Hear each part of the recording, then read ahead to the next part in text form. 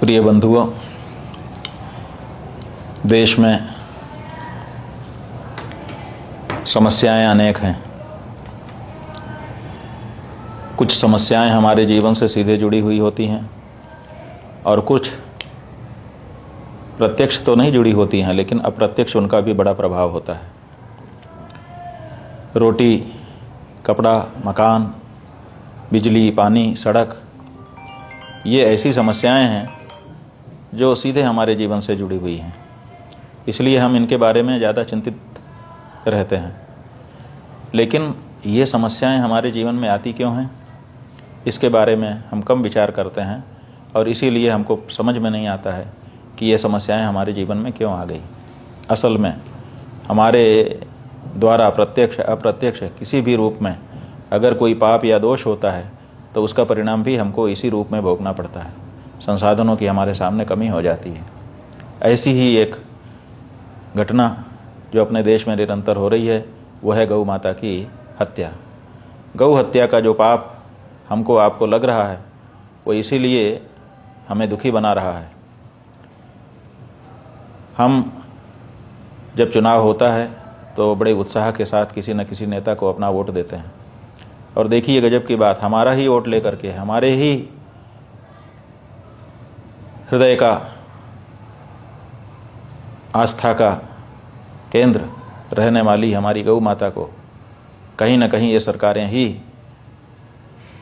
Licence दे करके हत्या करवाती हैं और उनके मांस को बिक्री करने का अवसर देती हैं। मतलब हमारा ही वोट लेकर के हमारी ही माँ को मारा जाता है। इसलिए हम लोगों ने ये सुनिश्चित किया था कि अब हिंदू ये तय करेगा कि हम किसी ऐसे दल को, किसी भी ऐसे दल के प्रत्याशी को वोट नहीं देंगे जो शपथ पूर्वक ये घोषणा न करे कि जीतने के बाद गौ माता की रक्षा के लिए वो कार्य करेगा। आपके राजस्थान में विधानसभा उपचुनाव हो रहा है। अंता पर इस समय मतदान होने वाला है। प्रत्याशी एक से एक आ चुके हैं, तरह तरह के सब्जबाग आपको दिखा रहे हैं, लेकिन गौ माता की रक्षा का वचन कोई नहीं दे पा रहा है।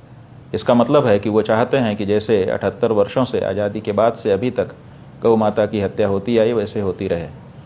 लेकिन आपके ही बीच का एक बालक नरेश मीणा वो आगे आया है और उसने शपथ पूर्वक ये उद्घोषणा की है, हमें भी वचन दे करके आश्वस्त किया है कि उसकी अगर विजय होती है तो वो गौ माता की रक्षा के लिए अपना सर्वस्व निछावर करेगा।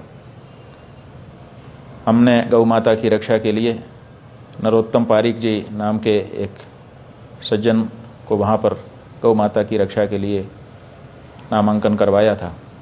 नरोत्तम पारीक जी बहुत ही सज्जन व्यक्ति थे और अंता विधानसभा क्षेत्र में उन्होंने पहले बहुत सारा कार्य भी किया था, लेकिन नरेश मीणा के पक्ष में उन्होंने अपना नामांकन वापस ले लिया है, ऐसी सूचना हमको मिली है।